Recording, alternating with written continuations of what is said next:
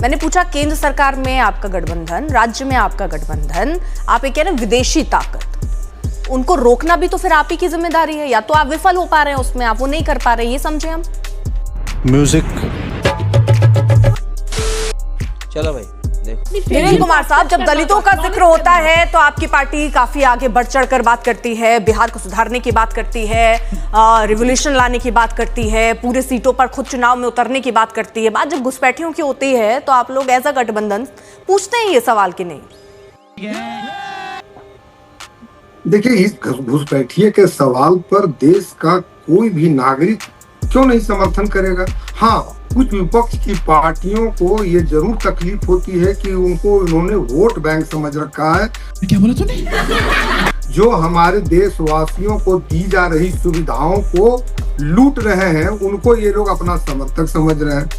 अबे साले, और मैं बता रहा हूँ कि जब इस तरह के घुसपैठिए लोगों का मनोबल जब इनके भाषा से बढ़ता है, जब गुजरात जाते हैं और पाकिस्तानी गाने से स्वागत होता है कुछ नेताओं का। नहीं धीरेन्द्र जी, क्योंकि इस पे आरोप और प्रत्यारोप के इतर, क्योंकि घुसपैठिए का मुद्दा बहुत जरूरी मुद्दा है सर।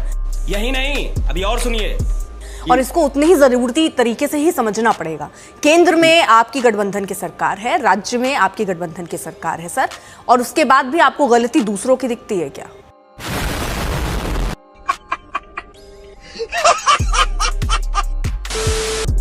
जुम करो। आप कह रहे हैं, आप ये कह रहे हैं वो तुष्टिकरण कर रहे हैं, वो उनका समर्थन, मान लीजिए वो समर्थन भी कर रहे हैं, तब भी वो घुसपैठियों को बुला भी लेंगे, उनका आधार भी बनवा देंगे, उनका वोटर आईडी कार्ड भी बनवा देंगे, उनका राशन भी बनवा देंगे। ये समस्या सिर्फ भारत और बिहार का नहीं, ये समस्या पूरे दुनिया में है। ये आपको भी पता है अर्पिता जी। तू ये जितनी बातें कर रहा है ना गोल गोल, अमेरिका जैसा सुरक्षित देश, दुनिया का सबसे शक्तिशाली देश, क्या वहाँ पर घुसपैठिए नहीं गए हैं? क्या वहाँ से डिपोर्ट नहीं किया जा रहा है? अरे कहना क्या चाहते हो? तो इन समस्याओं को लेकर के यदि प्रधानमंत्री चिंतित हैं कि हम अपने देश में ऐसे लोगों को निकाल करके बाहर करेंगे, अच्छा, और अपने देश के जो नागरिकों को उनको और बेहतर सुविधा दे सके, ताकि दुनिया में सबसे मजबूत रूप से हम उभर करके आ सके, हमारे नागरिक और आगे बढ़ सके। चल झूठा। तो इसमें विदेशी ताकतों को ऊपर में अगर उस पर अटैक हम कर रहे हैं, जो घुस रहे हैं, तो उस पर हमारे विपक्ष के नेताओं को ऑब्जेक्शन क्यों होता है? कोई सेंसेस बात? धीरेन्द्र जी, मैं नहीं समझ पा रही हूँ। मैंने पूछा केंद्र सरकार में आपका गठबंधन, राज्य में आपका गठबंधन, ये बड़ी अच्छी बात कही आप ये कह रहे हैं विदेशी ताकत, उनको रोकना भी तो फिर आप ही की जिम्मेदारी है। या तो आप विफल हो पा रहे हैं उसमें, आप वो नहीं कर पा रहे, ये समझे हम। हमारे देश के नागरिकों को धन्यवाद दीजिए ना कि 20 साल से ऐसे राजनीतिक दलों को उन्होंने आने तक नहीं दिया है सत्ता में। तो एक तरह से तो हम राजनीतिक दल कहां से आगे सर? घुसपैठिए कौन सा राजनीतिक दल घुसपैठिया है सर? ये तो धोती खोल रहा है। राजनीतिक दल जो घुसपैठियों की भाषा बोलते हैं, जिनको उनके वोट के दरकार है, जो तुष्टिकरण करते हैं, हाँ। ऐसे लोगों को सत्ता से 15 मैं उन लोगों की बात सर, मैं राजनीतिक दल की बात नहीं कर रही, मैं घुसपैठियों की बात कर रही हूँ सर। क्यों हिला डाला ना? मैं क्लियर करूं, मैं घुसपैठियों को लेकर सवाल पूछ रही हूँ। आप सरकार में हैं, इसलिए सवाल आपसे है सर, आप कर क्या रहे हैं? आप ये कह रहे हैं हम काम कर रहे हैं, लेकिन वो काम असल में दिख नहीं रहा ना जमीन पर, फिर आप उसको लेकर दूसरों पर निशाना साध रहे हैं। ये न्योता देते हैं, मान लीजिए वो न्योता भी देते हैं तो फिर भी आ जाते हैं। अच्छा, ये बताइए कि अगर एनआरसी हो रहा है, SIR हुआ, सब कुछ हुआ, तो हम ऐसे लोगों को, अभी बंगाल में लोगों ने कहा कि हिंदुओं को आपने रखा है, तो जिस समय अब फिर घूम फिर के आप हिंदू और मुसलमान पर आ गए। समझ गई सर, प्यारी समझ गई। चलिए, मैं नहीं समझना नहीं चाह रहे हैं। अब इस बात को समझिए कि एक नैरेटिव चलाने का जो प्रयास ये लोग करते हैं, विपक्ष के लोग, हम नैरेटिव छोड़ दीजिए सर। इतने तेजस्वी लोग हैं हमारे पास। मैं सरकार के प्रयास पूछ रही थी, आप नैरेटिव पर आ गए। मैं सरकार का प्रयास पूछ रही हूँ, उसको नहीं आप क्लियर कर पा रहे हैं ना। आप ये कह रहे हैं ये लीजिए उनकी गलती है, उनकी खामियां हैं।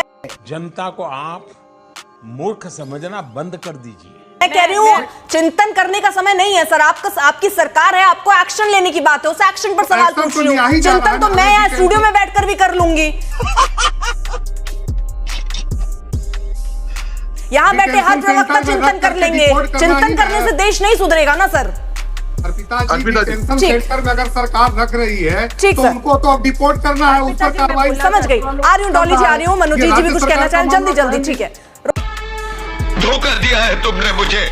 आपने बिगिनिंग से जो सवाल पूछा कि सरकार, मैं उसके जवाब दे रहा हूँ। अभी मनोजित मंडल ने ये कहा कि जो भी डिटेंशन सेंटर में वो तो सारे भारतीय के नागरिक हैं। बोलने दे तकलीफ हुआ है बेचारे को। अभी डॉली जी ने बात कही बिहार की, एसआईआर जो हुआ, एसआईआर क्यों है? ऐसे जितने भी अवैध लोग हैं जो देश के जो नागरिक बन चुके हैं उसके ऊपर एक्शन लेना है, आप उसके खिलाफ करें। वोट चोरी हुई है, घुसपैठियों की वोट चोरी हुई है और इसीलिए आपके पेट में दर्द है। अभी बदत है भाई, अभी बदत है। और आज जो एटम बम आपके नेता बात कर रहे हैं वो तेजस्वी यादव ने आपके ऊपर फोड़ दिया। वोट चोरी का नैरेटिव फ्लॉप हो चुका। किसकी वोट चोरी हुई मुझे बताइए। 65 लाख ऐसे लोग जिनके नाम अंदर थे, आप एक एग्जाम्पल भी नहीं देख पाए। कौन सी वोट चोरी हुई? एसआईआर के खिलाफ आप कैसे खड़े? जब तक जो सरकार के प्रयास है आप लोग उसके साथ नहीं खड़ेंगे, उस नुस्खे पर राजनीति करेंगे, देश की जनता माफ नहीं करेगी। और बिहार में आज आपके ऊपर हाइड्रोजन बम तेजस्वी यादव ने फोड़ दिया। सर ये तो चलो भाई देखो अपने क्या करती रही है ना रोहन जी, जो विपक्ष में रहता है उसके तेवर तो ऐसे ही होते हैं, लेकिन सरकार से सवाल होंगे ना कि उनके तेवर तो ऐसे एक्शन में बदलते हुए दिखने चाहिए। ठीक, ये बड़ी अच्छी बात कही आप। आपका मैं जवाब दे दूं, ठीक सर। तेवर रहने चाहिए पर नियत साफ रहनी चाहिए। पिताजी मैं तेवर रहे, नियत रहे, लेकिन आंकड़े भी तो रहे सर। तो नहीं हो सकता है। तेवर रहे, नियत रहे, बातें रहे, लेकिन एक्शन भी तो हो सर, आंकड़े भी तो दिखे सर, वो आंकड़े ही नहीं दिख रहे। नियत तो इनकी पता चल गई कि खून और पानी साथ नहीं बहेगा, लेकिन सरकार की वजह से क्रिकेट मैच हो सकता है। यही नहीं, अभी और सुनिए। और आज देश के वो 26 परिवार रो रहे हैं खून के आंसू और लगातार कह रहे हैं कि इस देश में हम, इस देशवासियों की शहादत के इस सरकार के लिए कोई मायने नहीं है। नियत आपकी है ये रोहन गुप्ता। दूसरी बात जो आपने कहा, एसआईआर आपने किया, 65 रोहन जी अपने बारे में प्लीज सर, वो नहीं बोल रही थी जब आप बोल रहे थे, प्लीज मेरा बीच में मत बोलिए। ठीक, आप जवाब दीजिएगा सर, दे लीजिएगा उसके बाद। रोहन जी अरे बेटे तुझे थकान नहीं लग रही क्या? नहीं, आप एक 65 लाख लोगों के नाम कटे।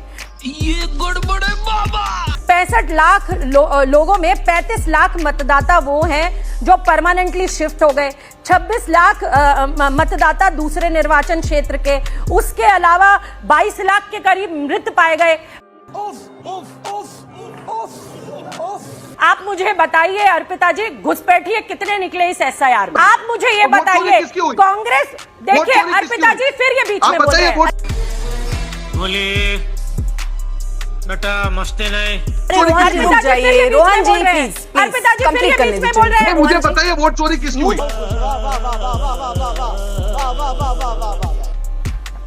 आप मुझे ये बताइए अर्पिता जी, घुसपैठिए इस देश से बाहर जाना चाहिए, ये कांग्रेस पार्टी का स्टैंड है। हम जली ना, तेरी भी जली ना। कह रहे हैं, लेकिन हमारा स्टैंड ये भी है कि जो इस देश का नागरिक है उस जिंदा व्यक्ति को आप वोटर लिस्ट में मृत घोषित एक एग्जांपल दिखाइए डॉली जी।